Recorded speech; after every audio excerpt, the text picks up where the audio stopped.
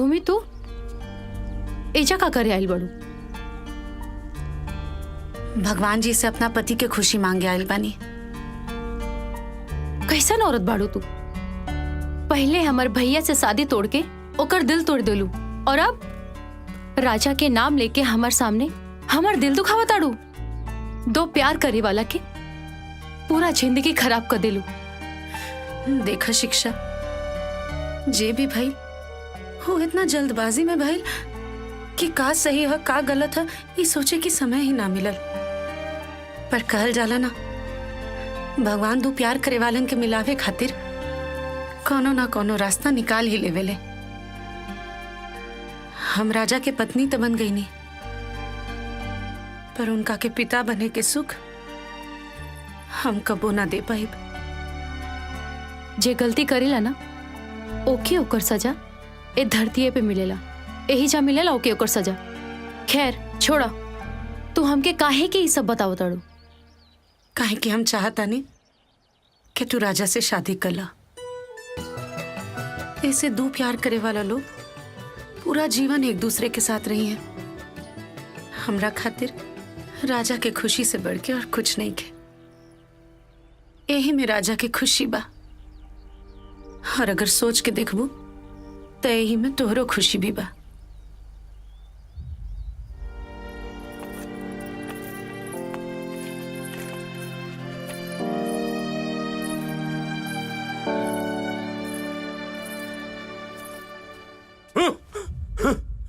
शिक्षा के बिया हुआ ना हो सकेला तो ना हो सकेला, हम कबो न हो देव। काहे? अरे अच्छा लड़का बा, अच्छा घर बार बा, तेरा का दिक्कत बा? अरे तोहरा के कोनो खबर बा का?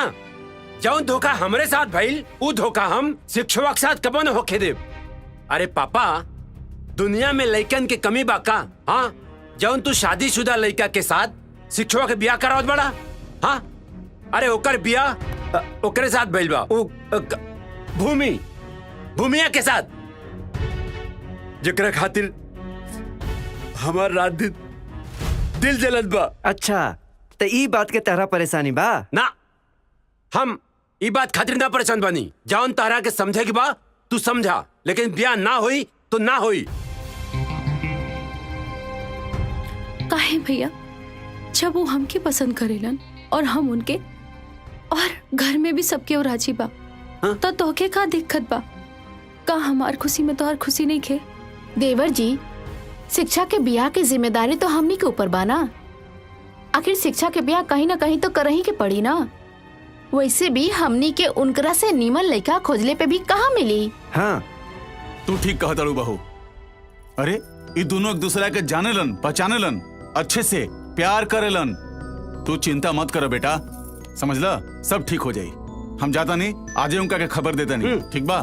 तो ठीक बा, तोहरा के जौन करे बा करा, जहाँ ब्याह करवाए बा करवावा, लेकिन ब्याह के बाद कोनो गड़बड़ भइल ना तो हमारे पास मत आइहा, हाथ उठा दे, ठीक बा?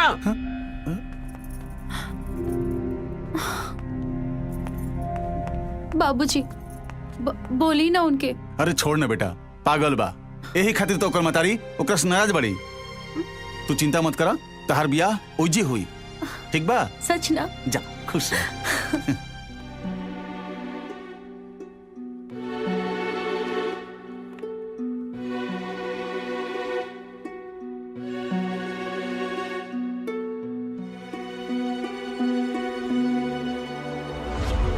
तोहरा के जौन करे बा करा, जहाँ ब्याह करवाए बा करवावा, लेकिन ब्याह के बाद कोनो गड़बड़ भइल ना तो हमारे पास मत आइहा, हाथ उठा दे, ठीक बा?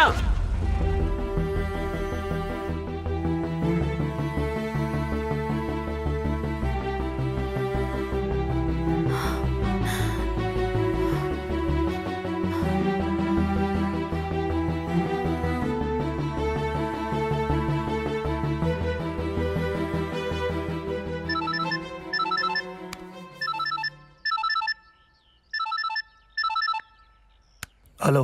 बस कुछ दिन के बाद बा, ओकरा बाद फोन कैले की जरूरत ना पड़ी। पूछा काहे? काहे खातिर? अरे बुद्धू, कुछ दिन के बाद हमने के बियाह हो जाए और हम ओकरा बाद तोहर सामने 24 घंटा रहब।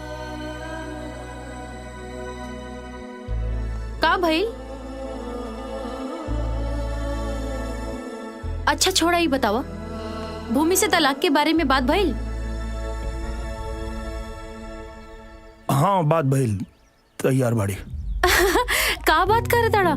इतना बोड़ खुशी हमसे अभी ले छुपैले रहला हा? बोला काहे?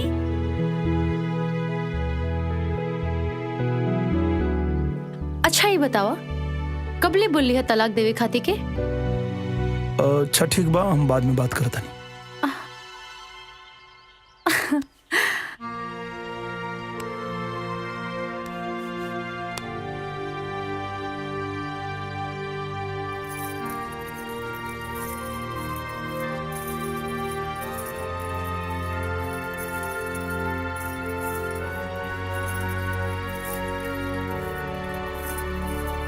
रुका, यहीं जावा, बैठा। का बात बा? का कहल चाहता रहा? इतना बेचैन काहे बड़ा? भूमि, एगो बहुत जरूरी बात करे के बा, लेकिन बोले के हिम्मत नहीं के होत। जब बात जरूरी बा तो कबले अपना अंदर दबा के रखबा? बोल दा। वो कहतिया कि वो हमसे तबे शादी करी जब हम तोरा के तलाक दे। हम ओकरा के समझावे की कोशिश कनी है कि इस सब के कोनो जरूरत नहीं है, दोनों लोग साथ में रह सकता और एमे भूमि की कोनो प्रॉब्लम भी नहीं है, लेकिन हम तलाक देवे खातिर तैयार बानी। का? हाँ ठीक है तबा, वो एकदम सही कहा तारी। लोग अपन प्यार तो बटबे ना करेले, कि वो अपना पति में बंटवारा कैसे सहली। चिंता मत करा, शिक्षा के बोल दिया कि हम तलाक खातिर तैयार बानी, जहाँ कहबा वहाँ साइन कर दे।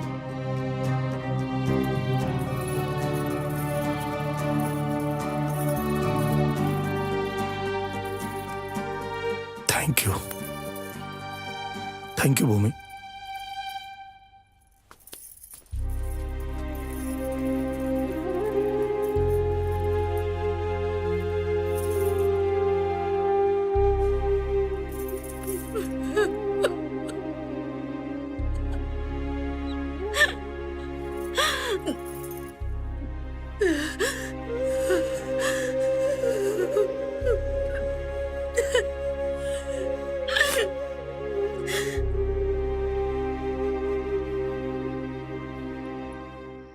पहले तुमको इन लोगों ने इनकी दूसरी शादी के लिए मनाया और अब तलाक के लिए मना रहे हैं।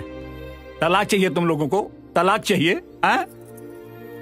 अरे 1999 कारगिल युद्ध में जब मुझे मौत छूकर निकल गई थी तो मुझे ऐसा लगा था कि भगवान मुझे किसी अच्छे दिन के लिए बचा लिए, लेकिन आज अपने घर में यह हालत देखकर, ये दिन देखकर मुझे ऐसा लगता है कि मुझे उसी वक्त शहीद हो जाना चाहिए था। भगवान क्यों बचा लिया मुझे ये दिन देखने के लिए? क्यों बचा लिया मुझे?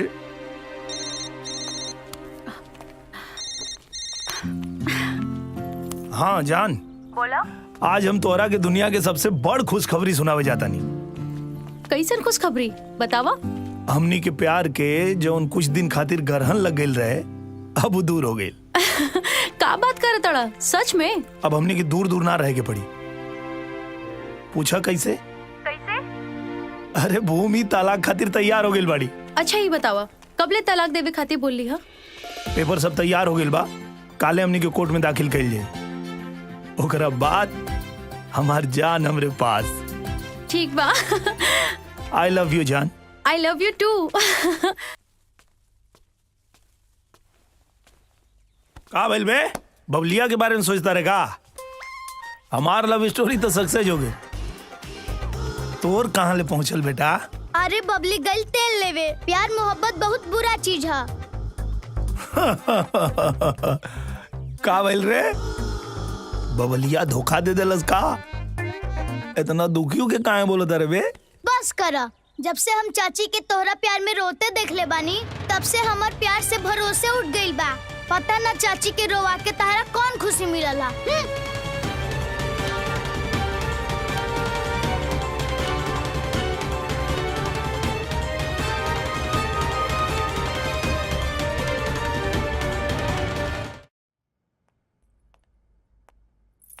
बाबा खाना। हमको भूख नहीं है खाने की, वापस ले जाओ। जाओ। का भइल बाबा? राउर तबीयत तो ठीक बा ना? अरे मेरी तबीयत बिल्कुल ठीक है, मैं एकदम अच्छा हूँ। ये बताओ तुम्हारी तबीयत कैसी है? हमके का भइल बा? हम तो एकदम ठीक बानी। बहुत ठीक हो। आओ इधर बैठो, बैठो जरा, बैठो। हाँ इधर रखो।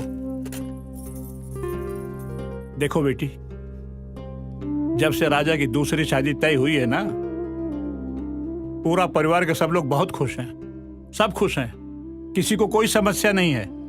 लेकिन मुझे समस्या है, और मुझे इस बात की समस्या है कि राजा की दूसरी शादी के बाद तुम्हारा क्या होगा। पर बाबा हम तो खुश बानी ना, और बियाह के बादो खुश रहब। आप हमारी चिंता मत करी।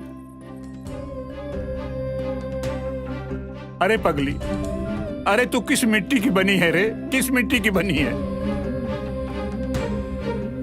दुनिया की तू पहली औरत होगी जो अपने पति की दूसरी शादी से खुश है। कोई औरत दूसरी शादी से खुश नहीं हो सकती, नहीं हो सकती। बाबा अगर सवाल हमरे जिंदगी के रहत तो शायद हम कबो भी इतना बड़ फैसला ना ले रहती।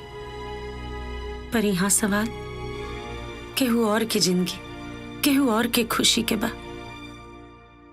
और तुम्हारी खुशी का क्या?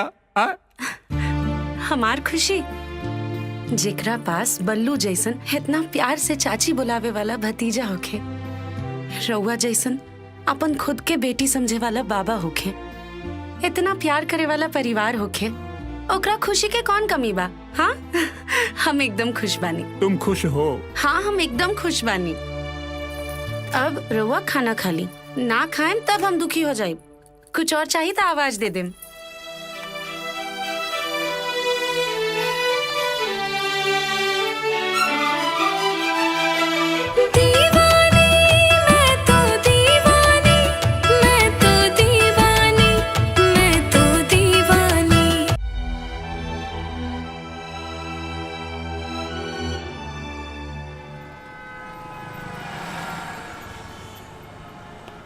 देखिए राजा, मैंने केस की पूरी तैयारी कर ली है। आज आपका तलाक पूरा हो जाएगा। आपको चिंता करने की कोई जरूरत नहीं है। आप बैठिए। ठीक।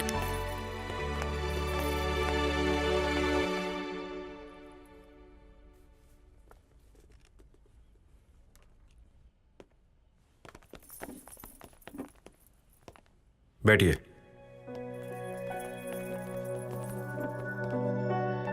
प्लीज कोर्ट की कार्रवाई शुरू की जाए। जज साहब, वैवाहिक जीवन आकर्षक और संपूर्णता से परिपूर्ण जीवन है, लेकिन यह तब संभव है जब जीवन सुखदायी हो और इसमें पति पत्नी के बीच में सामंजस्य हो, प्रेम हो, अटूट बंधन हो, विश्वास हो, एक दूसरे के प्रति समर्पित होने की ताकत हो। तब जाकर यह काम पूरा हो सकता है, वरना जीवन कड़वाहट से भर जाएगा। मेरे क्लाइंट मिस्टर यादव ने इस रिश्ते की डोर की बुनियाद को मजबूत करने में कोई कोर कसर नहीं छोड़ी। इन्होंने अदालत के दिए गए 6 महीने के वक्त को भी बर्बाद करके रख दिया और इन्होंने यह साबित किया मैं जीती भी अपने लिए हूं और किसी का ध्यान नहीं रखती। जज साहब, मैं एक बात स्पष्ट कर देना चाहता हूं कि जिस तरह से मिस्टर यादव ने अपनी समझ के साथ दाम्पत्य की डोर को आगे बढ़ाने का काम किया है, मिसेस यादव ने ऐसा काम नहीं किया है। मैं यकीन के साथ कह सकता हूं कि इनमें नारी होने का संपूर्ण गुण कभी विकसित हुआ ही नहीं। एक खाना खाना तो जानती हैं, लेकिन पकाना नहीं जानती। बड़ों का आदर करने के लिए और छोटों को प्रेम देने के लिए इनके पास कोई शब्द नहीं है। ये तो स्पष्ट कहती हैं कि मैंने तो इसकी पढ़ाई ही नहीं की है। जज साहब, आप सोचिए रिश्तों की डोर को कैसे बांधा जा सकता है। पति पत्नी का रिश्ता आपसी प्रेम को विकसित करने के लिए होता है।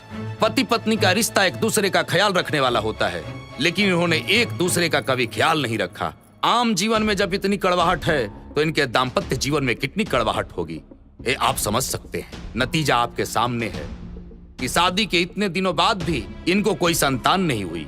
इसलिए मैं यकीन के साथ कह सकता हूँ कि मोहब्बत सब तो जानती हैं, लेकिन उन्हें निभाने में इनका पसीना छूट जाता है। ये तो दोस्ती का 10 शब्द भी नहीं जानती। दोस्त एक दूसरे का पूरक होता है, वैसे ही पति पत्नी का रिश्ता होता है। एक दूसरे के कष्ट में साथ देना एक पत्नी का धर्म होता है, लेकिन अपने पति के परेशानी से इनका कोई लेना देना नहीं है। ये जीती भी अपने लिए हैं और मरती भी अपने लिए हैं। जज साहब, मैं बड़े कष्ट के साथ कहना चाहता हूँ और मैं आपसे अपील भी करना चाहता हूँ, यदि इन्होंने मधुर संबंध बनाए होते, यदि हमारे क्लाइंट के साथ इनके रिश्ते विकसित हुए होते तो आज ये नौबत नहीं आती। लेकिन मिसेस यादव ने इसकी कोई परवाह नहीं की है।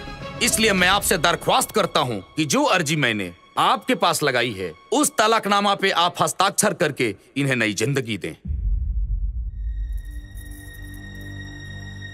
मिसेस यादव, आपको अपने बचाव में कुछ कहना है?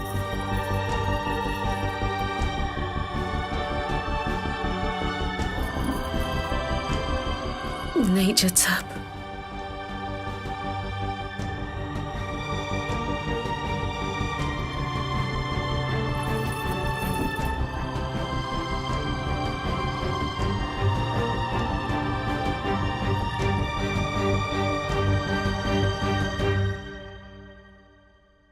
हिंदू मैरिज एक्ट 1955 धारा 13B के तहत मैं ये फैसला सुनाना चाहता हूं कि मिसेस यादव और मिस्टर यादव के तलाक। आई एम सॉरी जज साहब,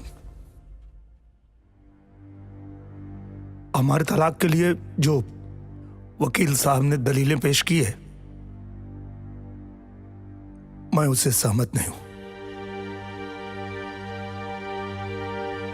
राजा, माफ कीजिए वकील साहब,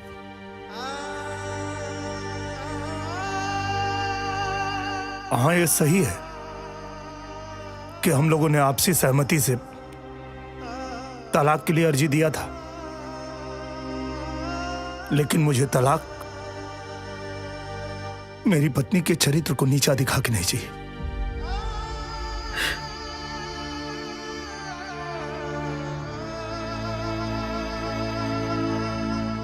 नहीं जज साहब, वकील साहब ने कहा कि मेरी पत्नी को दोस्ती के मायने पता नहीं। मिलॉर्ड, मैं तो यह कहता हूं कि मेरी पत्नी की जैसी दूसरी दोस्त इस दुनिया में हो ही नहीं सकती है।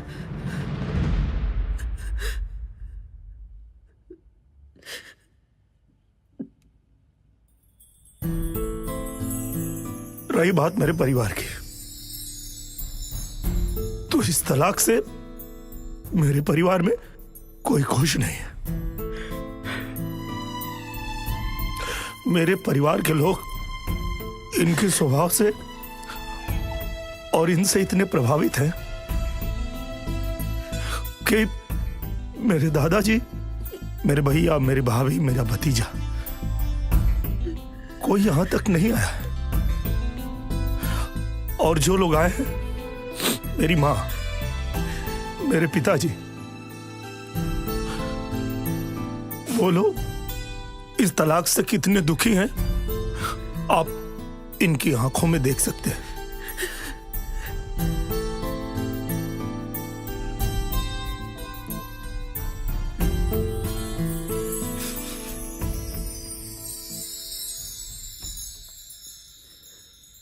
जज साहब,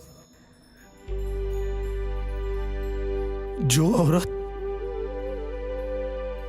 मेरे परिवार की खुशियों के लिए अपने सुहाग की बलि चढ़ाने को तैयार है, वो कोई साधारण औरत नहीं हो सकती। जज साहब,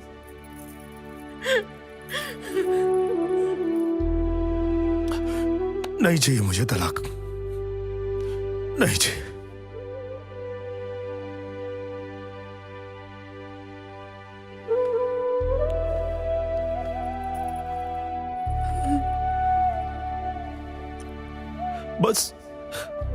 बस इतने ना कि तुम आई ना बन सके।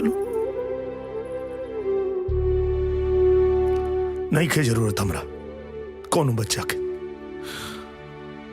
ऐसे तोहरा पे झूठा इल्जाम लगा के हमके दुनिया के कोनो सुख ना चाहिए भूमि।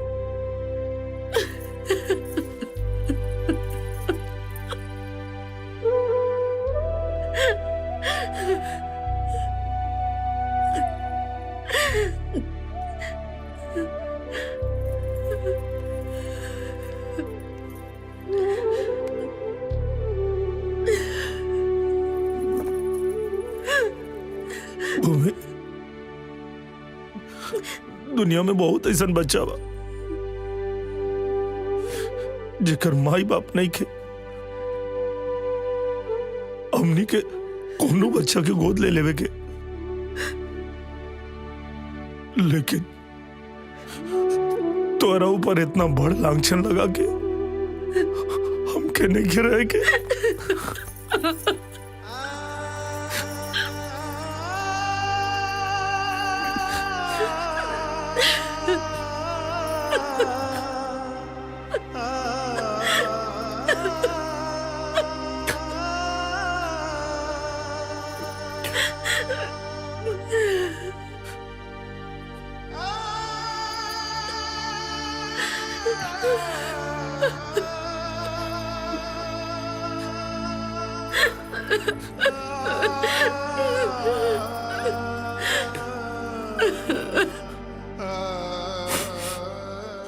राजा,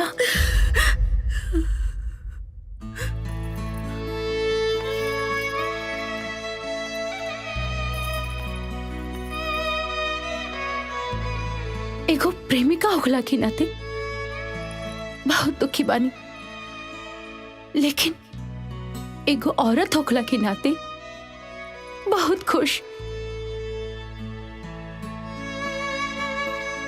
औरत के प्रति तोहर ई नजरिया देख के हमरा नजर में तो और भी श्रेष्ठ हो गईला।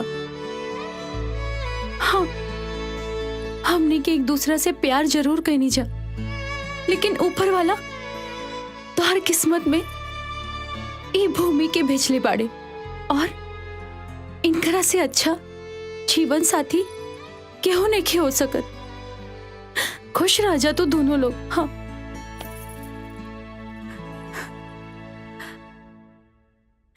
बाय।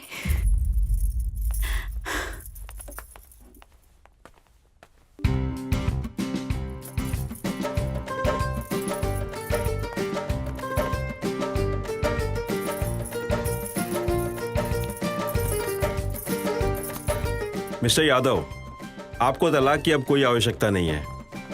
आपका जो वैवाहिक जीवन मुझे लग रहा है बहुत सुखमय हो, मतलब विश्वास के साथ ये रिश्ता चलेगा, और हमारी कोर्ट की शुभकामना है कि आपका ये वैवाहिक जीवन मंगलमय हो। आप दोनों को बहुत बहुत बधाई।